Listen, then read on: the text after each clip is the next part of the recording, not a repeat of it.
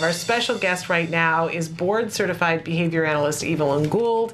And I mentioned before the break, I wanted to talk a little bit. We had some questions that came in this week and last week about dealing with neurotypical peers and parents of neurotypical peers. That sometimes our kids will be at a play date or they'll be at school or whatever, and the neurotypical peer, we know as parents, if we could just tweak what those neurotypical peers are doing and have them pay attention. Like if they're on the jungle gym and our kid goes up and says hi, you know, for a child to acknowledge and turn around and say hi back. And it seems like such a small thing for us. And yet if we go to the parents and say to them, hey, could you just have your child respond when my child, you know, then we get into this adversarial thing. And you're always somebody who sees all sides of things. So what advice can you give us for dealing with those neurotypical peers and the parents who buy, we don't want them to get it, right? We understand that they don't get it and we don't want them to get it because that would mean that they had a child on the spectrum, but how can they get just that sliver? I think it's really hard. You know, I said to you earlier, Shannon, that there's just some people will get it and some people will not get it, and then you just have to decide what battles to pick and whether you have the energy to try and educate somebody who's not going to be educated. I mean, it depends on the circumstances. You might be able to just speak to the child, the neurotypical peer, and just say, you know, appeal to whatever motivates them. Like I know a lot of young kids really like being the teacher. Right. And so sometimes you can get them really excited about helping your kid by telling them, hey, can you help out Johnny and be his teacher? And you know, we're working on this and you can help him, or you know, setting it up in that framework, or can you be his buddy kind of thing and help him out. Some kids really respond well to that. They find that reinforcing. They love it. Yeah, they love being in charge.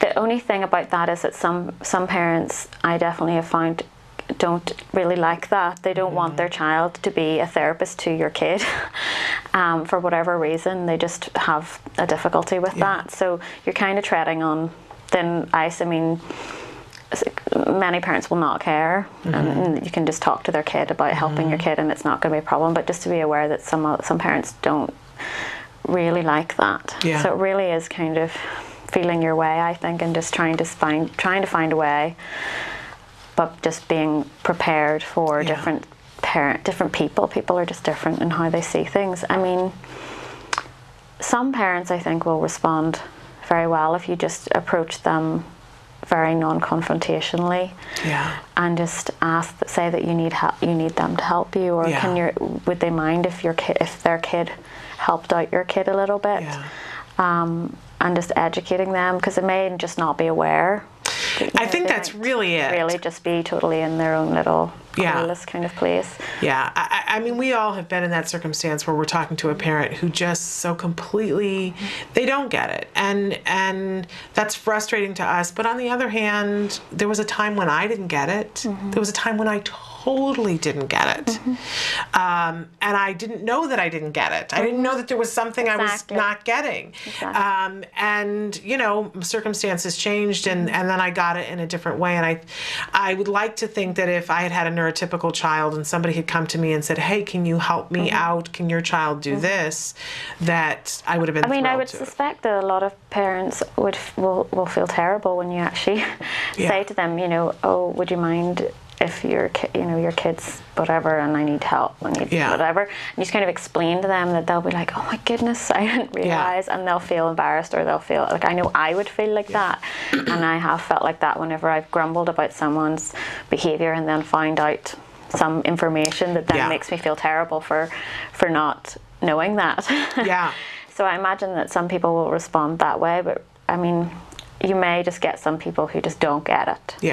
And then you're just going to have to try and find a different peer or find a different way to deal with it. And I think the understanding that some people just aren't going to get it, and that it's not something we need to waste our time on. And it's not worth worth your energy. You're not going to change someone's mind. And the people who get it, you won't have to work that hard at it. You have better things to do with your energy. I always tell the story about when we were in line it was right around when Jem was diagnosed. We were in line at a store, and the person who was in line ahead of me, she had a baby that was in the the not a carriage, but the cart. Yeah. And she had a child who was older, and my child was still young and in the cart, because he would have been around 2.5.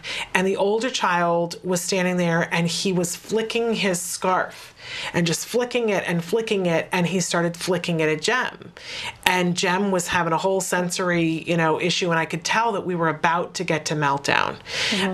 And in my estimation, I think we were either just about to be diagnosed or just diagnosed, and I was mad at the world. And I was mad at that mom.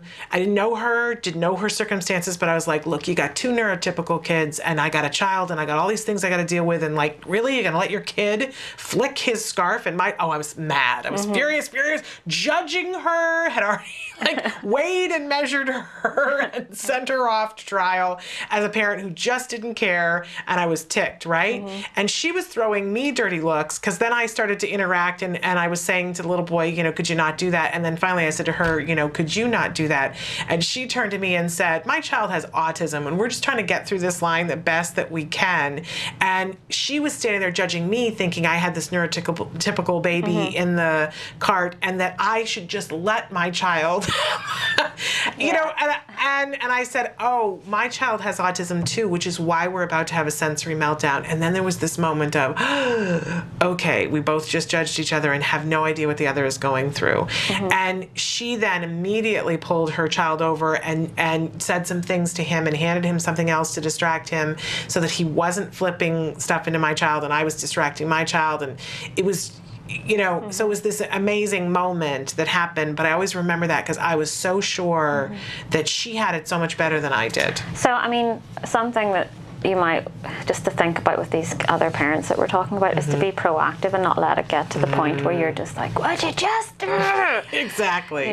Perhaps before, if you know that you're arranging a play date that's going to happen regularly, perhaps talking to the parent before you even have any play dates. That's a good idea. So, not that, because you never know, there might not be any issues, but just in case there are some issues, just heading it off at the pass and kind of collaborating together about how it's going to work, or just making them aware so that you kind of anticipate some issues, and then hopefully nobody's going to get offended and defensive if something happens.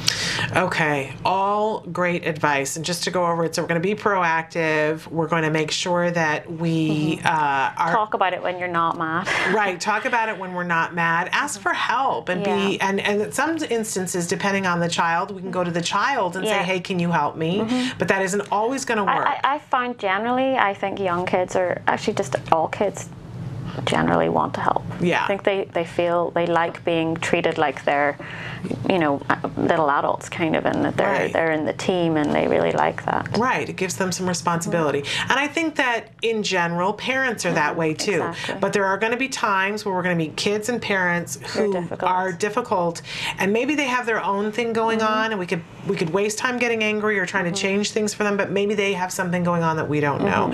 So in those instances, we're going to remove ourselves from it as quickly as possible, with no judgments if possible, because it isn't going to be worth the time and the investment.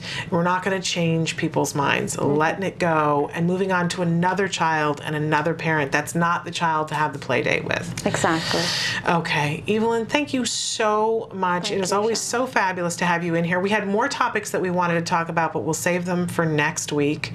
And Evelyn will be back next week at about 10:20 on Wednesday. So thank you so much. And if you have questions for Evelyn, board certified behavior analyst Evelyn, you can write to us throughout the week, and I'm just going to check and make sure that I haven't missed anything from somebody. My computer went to sleep and I'm on the wrong page. But it's one of those days. It's one of the, I tell you, everything is a mess. Okay, we're fine. So, but in the meantime, if you have questions for Evelyn, you can write into us throughout the week, and we'll store them up and save them for her next week. But thank you so much for being with us. Thank you, Shannon.